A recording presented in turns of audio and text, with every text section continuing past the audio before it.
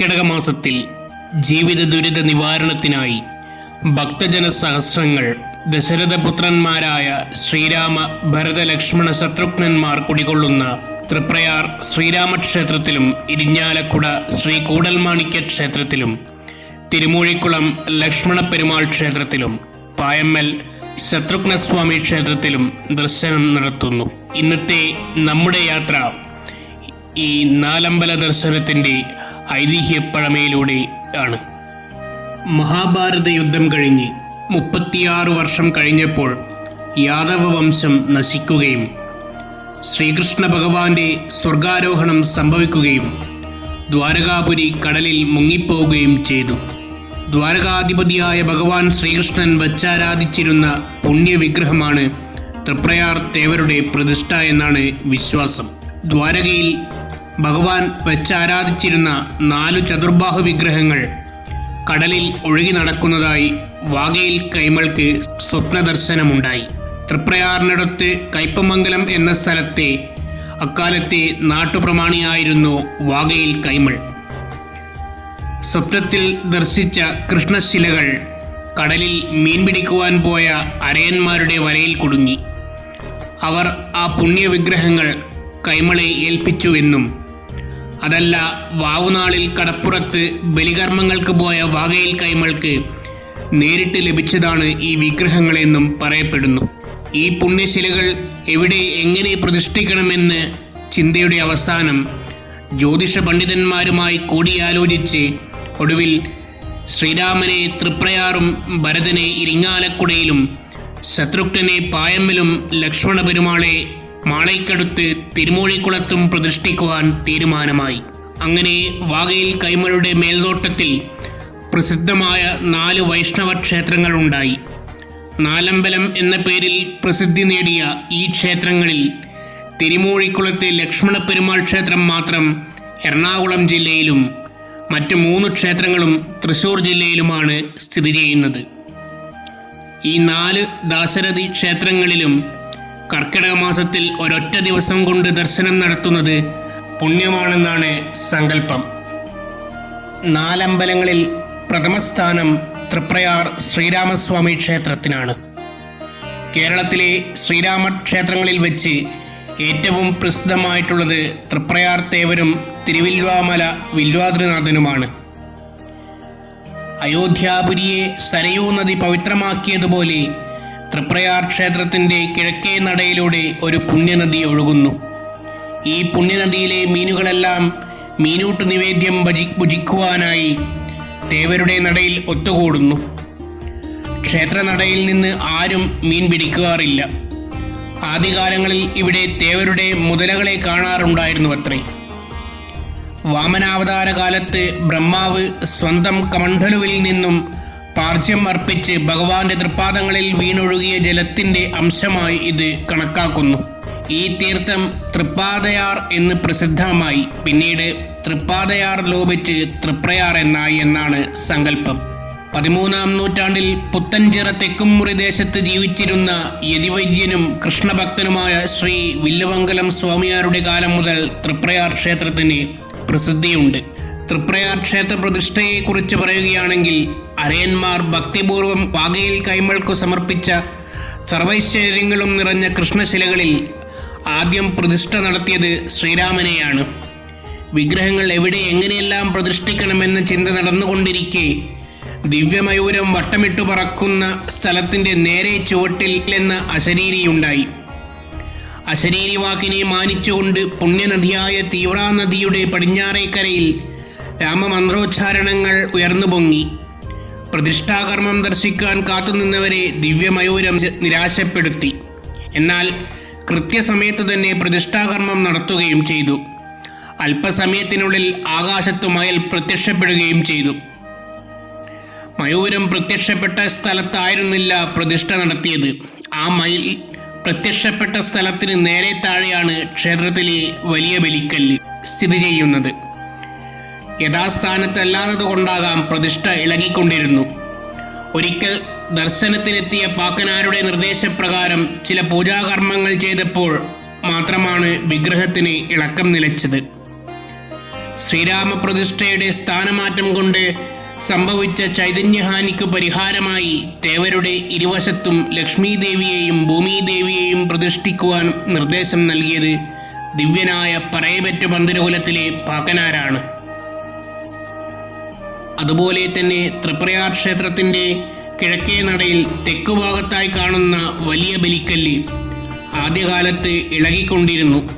ഒരിക്കൽ ക്ഷേത്രത്തിലെത്തിയ നാറാണത്ത് ഭ്രാന്തൻ അത് മനസ്സിലാക്കുകയും ഒരു ചെമ്പാണി തറച്ച് ബലിക്കല്ലിൻ്റെ ഇളക്കം മാറ്റിയതായും പറയപ്പെടുന്നു. ശ്രീകോവിലിലെ ശിവസാന്നിധ്യം ദക്ഷിണമുഖമായ ദക്ഷിണാമൂർത്തിയാണ്. സർവലോകനാഥനും സർവരോഗനിവാരണനും സർവവിദ്യാനാഥനുമായ ദക്ഷിണാമൂർത്തിയുടെ സാന്നിധ്യം ശ്രീകോവിലിനെ കൂടുതൽ ധന്യമാക്കുന്നു.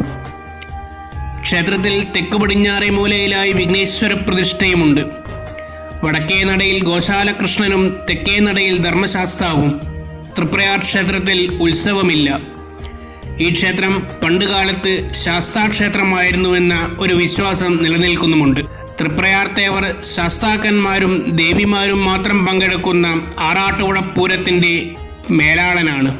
തൃപ്രയാർ ക്ഷേത്രത്തിലെ ഏകാദശിയുടെ ഭാഗമായി നടത്തുന്ന ദശമി വേലയും പത്താം ഉദയവും ശാസ്താവിനെ ഉദ്ദേശിച്ചുള്ളവയാണ്. തൃപ്രയാർ ക്ഷേത്രത്തിൽ ശാസ്താവിന് പ്രത്യേക പൂജ തന്നെയുണ്ട്. ശാസ്താവിൻ്റെ തിരുനടയിൽ എപ്പോഴും എള്ളുതിരി കത്തി എരിഞ്ഞുകൊണ്ടേയിരിക്കും. വടക്കുഭാഗത്ത് ഗോശാലകൃഷ്ണ ക്ഷേത്രത്തിലും പ്രത്യേകം പൂജകളുണ്ട്. ശ്രീ ഹനുമാന്റെയും ചാത്തൻ സ്വാമിയുടെയും പ്രതിഷ്ഠകൾ ഇല്ലെങ്കിലും ഇരുവരുടെയും ശക്തമായ സാന്നിധ്യം ഇവിടെയുണ്ട്. ദാശരഥി ക്ഷേത്രങ്ങളിൽ പലതിലും ആഞ്ജനേയനെ പ്രതിഷ്ഠിച്ചിട്ടില്ലെങ്കിലും ശ്രീ ഹനുമാൻ അദർശനായി നിന്നുകൊണ്ട് അനുഗ്രഹം ചൊരിയുന്നുണ്ട്. ക്ഷേത്രത്തിൻ്റെ പടിഞ്ഞാറേ നടയുടെ തെക്കുഭാഗത്തായി ശ്രീ ഹനുമാനും ബാലസുബ്രഹ്മണ്യനും പുതിയ ക്ഷേത്രം പണികഴിപ്പിച്ചിട്ടുണ്ട്. ബാധോപദ്രവങ്ങളിൽ വലയുമ്പോൾ ശ്രീരാമനെ തൊഴുതു പ്രാർത്ഥിച്ചാൽ ബാധാവിമുക്തരായി തീരുമെന്നുള്ള ഒരു വിശ്വാസം ഭക്തജനങ്ങൾക്കിടയിലുണ്ട്. തൃപ്രയാർ തേവരുടെ തിരുനടയിലേക്ക് കർക്കിടക മാസത്തിൽ ഒന്നാമത്തെ വ്യാഴാഴ്ച നാട്ടികക്കടപ്പുറത്തെ അരയന്മാരുടെ വകയായി അമ്പും വില്ലും ആനപ്പുറത്ത് പഞ്ചാരിമേളത്തിൻ്റെ അകമ്പടിയോടെ എഴുന്നള്ളിച്ച് കൊണ്ടുപോകുന്ന ഒരു ചടങ്ങുണ്ട്. കടപ്പുറത്ത് ആപത്തൊഴിഞ്ഞ് സമ്പൽ സമൃദ്ധി കൈവരുന്നതിനു വേണ്ടി അരയന്മാരെല്ലാം ഒത്തൊരുമിച്ച് തൃപ്രയാർ തേവരുടെ തിരുനടയിലേക്ക് യാത്രയാവുന്നു. ആനപ്പുറത്ത് എഴുന്നള്ളിച്ച് കൊണ്ടുപോകുന്ന അമ്പും വില്ലും തേവരുടെ തൃപ്പാദങ്ങളിൽ സമർപ്പിച്ച് അവർ തുറയിലേക്ക് മടങ്ങുന്നു. വർഷങ്ങൾ പിന്നിടുന്തോറും ഈ ചടങ്ങിന് പ്രാധാന്യം ഏറി വരികയാണ്. തൃപ്രയാർ ക്ഷേത്രത്തിൽ നിത്യേന 5 പൂജയും 3 ശിവേലികളുമാണുള്ളത്. രാവിലെ 3 മണിക്ക് നട തുറന്നാൽ ഉച്ചയ്ക്ക് 12 മണി വരെ ദർശന സമയമുണ്ട്. നിവേദ്യ സമയത്ത് നടയടയ്ക്കുമ്പോഴൊഴികെ എപ്പോഴും തേവരെ ദർശിക്കാവുന്നതാണ്. വൈകിട്ട് 4 മണിക്ക് നട തുറന്നാൽ അത്താഴ പൂജ കഴിയുന്നതുവരെയും ദർശനം നടത്താവുന്നതാണ്. നിർമ്മാല്യ സമയത്തും അത്താഴ ശിവേലിക്കും ദർശനം നടത്തുന്നത് ശ്രേയസ്കരമായി കരുതുന്നു. തൃപ്രയാർ ക്ഷേത്രത്തിലെ ഏറ്റവും പ്രധാനപ്പെട്ട വഴിപാട് വെടിവഴിപാടാണ്. ടിപ്പു സുൽത്താൻ്റെ ദിഗ്വിജയ കാലത്ത് തൃപ്രയാറിൽ എത്തിയപ്പോൾ കതിനക്കുറ്റികൾ എടുത്ത് പുഴയിലെറിഞ്ഞ് തേവർക്ക് ശക്തിയുണ്ടെങ്കിൽ പൊട്ടട്ടെ എന്ന് പറഞ്ഞുവെന്നും അതെല്ലാം പുണ്യതീർത്ഥത്തിൽ കിടന്ന് പൊട്ടിയെന്നും പറയപ്പെടുന്നു. തൃപ്രയാർ തേവർ ഉറക്കമുണരുന്നത് തന്നെ ഈ വെടിയൊച്ചകൾ കേട്ടുകൊണ്ടാണ്. നേരത്തെ നിറച്ച് കതിനക്കുറ്റികൾ വെള്ളത്തിലിടുന്നത് 3 മണിക്ക് പൊട്ടുമെന്നാണ് വിശ്വാസം. തൃപ്രയാർ തേവർ ക്ഷേത്രസങ്കേതം വിട്ട് പുറത്തു പോകുമ്പോൾ ഈ ശബ്ദാനുസാരികളെല്ലാം കൂടെ കൊണ്ടുപോകുവാറുണ്ട്. മീനൂട്ട്, അവിൽ നിവേദ്യം, പായസം എന്നിവയാണ് തൃപ്രയാർ തേവരുടെ പ്രധാന വഴിപാടുകൾ. നാലമ്പല ദർശനത്തിലെ രണ്ടാമത്തെ ക്ഷേത്രമാണ് ഇരിഞ്ഞാലക്കുട ശ്രീ കൂടൽമാണിക്യം ഭരതക്ഷേത്രം. ഈ ക്ഷേത്രത്തിന് പലവിധ പ്രത്യേകതകളുണ്ട്. കേരള ചരിത്രത്തിൻ്റെ മാറ്റങ്ങൾ പ്രതിഫലിക്കുന്ന ഒരു കണ്ണാടിയായി കൂടൽമാണിക്യം ക്ഷേത്രത്തെ കണക്കാക്കാവുന്നതാണ്. ഈ ക്ഷേത്രത്തിൽ തെച്ചി, തുളസി തുടങ്ങിയ പുഷ്പങ്ങൾ വളരുന്നില്ല. ക്ഷേത്രക്കുളത്തിൽ മത്സ്യങ്ങളൊഴികെ മറ്റു ജലജന്തുക്കളില്ല. ഇവിടെ മീനൂട്ട് കഴിക്കുന്നത് വളരെ പ്രധാനമാണ്. ക്ഷേത്രക്കുളത്തിൽ നിന്നൊരിക്കലും മീൻ പിടിക്കുവാറില്ല. കർപ്പൂരവും ചന്ദനത്തിരിയും ഇവിടെ ഉപയോഗിക്കുവാറില്ല. ഉപദേവന്മാരില്ലാത്ത അപൂർവം ക്ഷേത്രങ്ങളിൽ ഒന്നാണിത്. പന്തീരടി, ദീപാരാധന എന്നീ പൂജകളില്ല.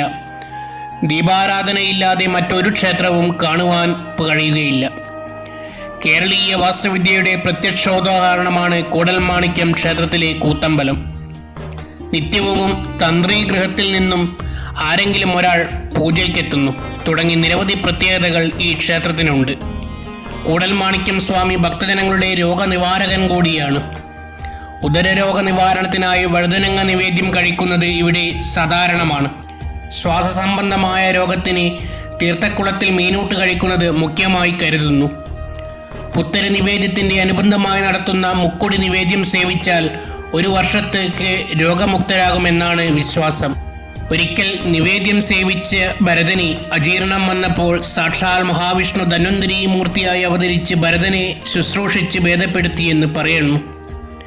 രാമലക്ഷ്മണ ശത്രുഘ്നന്മാരുടെ ഭിഷഗ്വരനായി അവതരിച്ച ശ്രീ ധന്വന്തരി മൂർത്തി കൂടൽമാണിക്യം ക്ഷേത്രത്തിന് കുറച്ച് തെക്കുമാറി വെള്ളാങ്കല്ലൂർ ഗ്രാമത്തിൻ്റെ തട്ടകത്തിൽ കുടികൊള്ളുന്നു.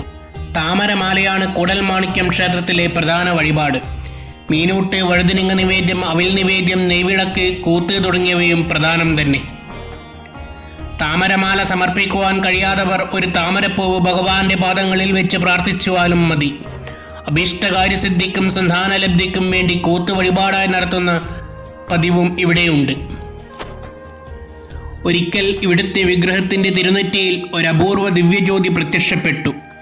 ആ തേജസ് മാണിക്യദ്യുതിക്ക് തുല്യമാണെന്ന നിഗമനത്തിൽ എത്തിച്ചേരുകയും മാണിക്യത്തിനോ ഈ തേജസ്സിനോ ഏതിനാണ് കൂടുതൽ പ്രഭയെന്ന് കണ്ടെത്തുവാൻ അധികാരികൾ തീരുമാനിച്ചു.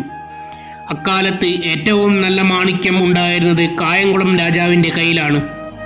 രത്നം കൈമാറുമ്പോൾ രാജാവ് ഒരു നിബന്ധന വെച്ചു: മാണിക്യം കേടുകൂടാതെ തിരിച്ചു നൽകണം. മാണിക്യം ക്ഷേത്രത്തിൽ കൊണ്ടുവന്ന് വിഗ്രഹത്തോട് ചേർത്ത് വെച്ച് പരിശോധിക്കുമ്പോൾ മാണിക്യം വിഗ്രഹത്തിൽ ലയിച്ചു ചേർന്നു. മാണിക്യം കൂടിച്ചേർന്നതുകൊണ്ട് ക്ഷേത്രത്തിന് കൂടൽമാണിക്യം ക്ഷേത്രമെന്ന പേര് കിട്ടി. പറഞ്ഞ പോലെ മാണിക്യം രാജാവിന് തിരിച്ചു കൊടുക്കുവാൻ സാധിക്കാത്തതുകൊണ്ട് ക്ഷേത്രാധികാരം രാജാവിന് നൽകുകയും രാജാവിൻ്റെ പ്രതിനിധിയായി വാകയിൽ തച്ചു കൈമൾ ക്ഷേത്രത്തിൻ്റെ പരമാധികാരിയാവുകയും ചെയ്തു. വാകയിൽ തച്ചുടയ കൈമൾ ക്ഷേത്രത്തിൻ്റെ പരമാധികാരിയാവുകയും ചെയ്തു. കൂടൽമാണിക്യം സ്വാമിയെ ശ്രീ സംഗമേശ്വരൻ എന്നാണ് ഭക്തജനങ്ങൾ സംബോധന ചെയ്യുന്നത്.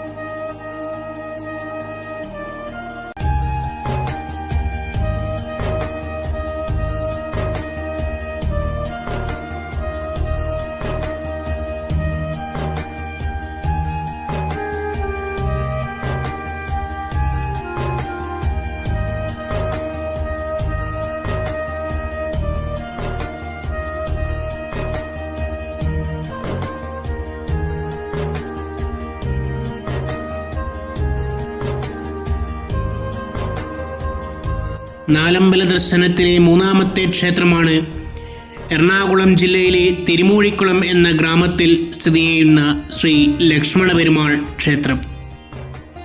ക്ഷിപ്രപ്രസാദിയാണ് തിരുമൂഴിക്കുളത്തപ്പനെങ്കിലും ആത്മാർത്ഥതയില്ലാത്ത ഭക്തന്മാരെ കഠിന പരീക്ഷണങ്ങൾക്കു ശേഷം മാത്രമേ ഭഗവത് ദർശനം സാധ്യമാകുവാറുള്ളൂ. ഭഗവാനെ തൊഴുത് കദളിപ്പഴം, പാൽപ്പായസം, തിരുവോണമൂട്ട് എന്നിവ നടത്തി അകമഴിഞ്ഞ് പ്രാർത്ഥിച്ചാൽ സന്താനലബ്ധി, ആയുരാരോഗ്യ സൗഖ്യം, സർപ്പദോഷ നിവാരണം എന്നീ സത്ഫലങ്ങൾക്ക് അനുഭവസ്ഥരുണ്ട്. മഹാദേവ ക്ഷേത്രങ്ങളുടെ പട്ടികയിൽപ്പെട്ട ഏക ലക്ഷ്മണ പെരുമാൾ ക്ഷേത്രമാണിത്. ക്ഷേത്രത്തിലെ പ്രധാന മൂർത്തി ലക്ഷ്മണ പെരുമാളുടെ പൂർണ്ണകായ പ്രതിഷ്ഠയാണ്. കേരളത്തിലെ 108 വൈഷ്ണവ ക്ഷേത്രങ്ങളിൽപ്പെട്ട ഇവിടെ പ്രധാന മൂർത്തിയായ ലക്ഷ്മണ പെരുമാൾക്ക് പുറമെ അതേ ശ്രീകോവിലിൽ തന്നെ തെക്കോട്ട് ദർശനമായി ദക്ഷിണാമൂർത്തി രൂപത്തിൽ ശിവനും ഗണപതി, ശ്രീരാമൻ, സീത എന്നിവർക്കും പ്രതിഷ്ഠയുണ്ട്. നാലമ്പലത്തിൽ തെക്ക് പടിഞ്ഞാറായി ധർമ്മശാസ്താവും ശ്രീ ഭഗവതിയും പൂജിക്കപ്പെടുന്നു. പട്ട്, മഞ്ഞൾപ്പൊടി, പാൽപ്പായസം എന്നിവ സമർപ്പിച്ചാൽ മംഗല്യ സൗഭാഗ്യം നൽകുന്ന ഭഗവതി ഊർമിളാദേവിയാണെന്ന് കരുതപ്പെടുന്നു. വിഘ്നേശ്വരന് നാളികേരമുടച്ച് ഒറ്റയപ്പം നിവേദിച്ചാൽ സർവവിഘ്നശാന്തി ലഭിക്കുമെന്ന് പറയുന്നു. പാൽപ്പായസം, അഷ്ടാഭിഷേകം, എള്ളുതിരി, കറുകമാല, വെണ്ണ നിവേദ്യം തുടങ്ങിയ മറ്റ് വഴിപാടുകളും ഇവിടെയുണ്ട്. തൃപ്രയാർ ശ്രീരാമസ്വാമി ക്ഷേത്രത്തിലുള്ളതുപോലെ പ്രധാന ശ്രീകോവിലിന് വടക്കുഭാഗത്തായി ഗോശാലകൃഷ്ണന് പ്രതിഷ്ഠയുണ്ട്. ബ്രഹ്മരക്ഷസിനുള്ള പത്മവിട്ട് പൂജയും ഇവിടെ വളരെ പ്രാധാന്യത്തോടെ നടത്തിവരുന്നു. പ്രദക്ഷിണമായി വന്ന ധർമ്മശാസ്താവിനെയും ശ്രീഭഗവതിയെയും തൊഴുത ശേഷം ഗോശാലകൃഷ്ണനെ വന്ദിക്കുക. പിന്നീട് കിഴക്കേ നടയിലെത്തി വീണ്ടും ലക്ഷ്മണസ്വാമിയെ വണങ്ങണം.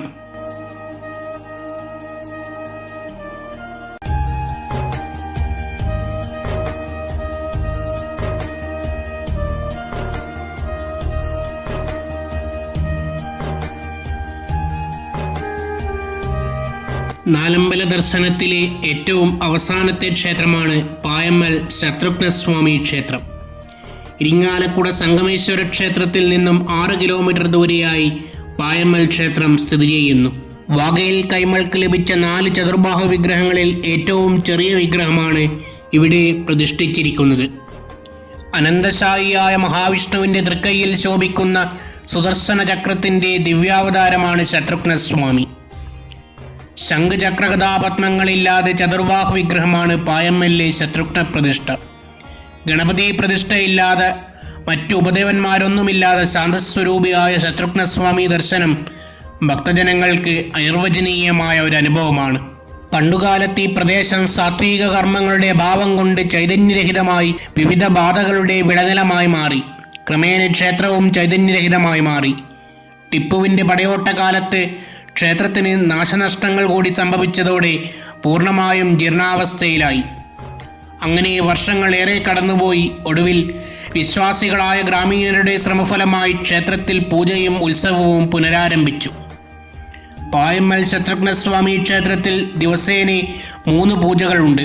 രാവിലെ 10 മണിയോടെ ഉച്ചപൂജ കഴിഞ്ഞ് നടയടച്ചാൽ വൈകിട്ട് 5 മണിക്ക് നട തുറക്കും. ദീപാരാധനയും അത്താഴ പൂജയും കഴിഞ്ഞ് ഏകദേശം 7 മണിയോടുകൂടി നടയടയ്ക്കും. കരിങ്കല്ലിൽ കൊത്തിയെടുത്ത ശ്രീകോവിൽ ചതുരാകൃതിയിലാണ്. ശ്രീകോവിലിനകത്ത് ശത്രുഘ്നമൂർത്തി മാത്രം. ശ്രീകോവിലിന് തെക്ക് പടിഞ്ഞാറ് ദക്ഷിണാഭിമുഖമായി ഗണപതി ഭഗവാനുണ്ട്. ശ്രീകോവിലിൻ്റെ അതേ ശിലയിൽ തന്നെയാണ് ഗണപതി വിഗ്രഹവും കൊത്തിവെച്ചിട്ടുള്ളത്.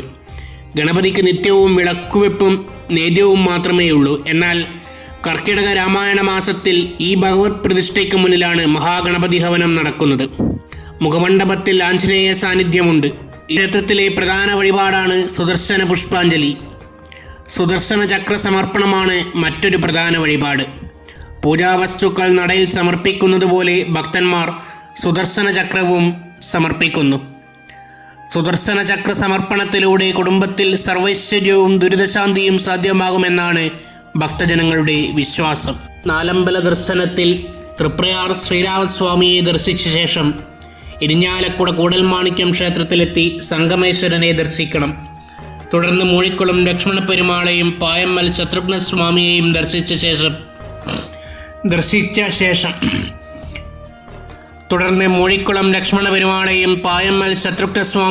ദർശിച്ച ശേഷം വീണ്ടും തൃപ്രയാർ ശ്രീരാമസ്വാമിയെ കണ്ടുമടങ്ങിയാൽ ഉത്തമം. നാലമ്പല ദർശനത്തിലൂടെയുള്ള ഇന്നത്തെ ഈ വീഡിയോ നിങ്ങൾക്ക് ഇഷ്ടമായെങ്കിൽ ചാനൽ സബ്സ്ക്രൈബ് ചെയ്യുവാനും നിങ്ങളുടെ സുഹൃത്തുക്കൾക്ക് ഷെയർ ചെയ്യുവാനും ബെല്ലൈക്കൺ ക്ലിക്ക് ചെയ്യുവാനും മറക്കരുത്. നിങ്ങളുടെ അഭിപ്രായങ്ങൾ കമൻറ്റായി രേഖപ്പെടുത്തുവാൻ മറക്കരുത്.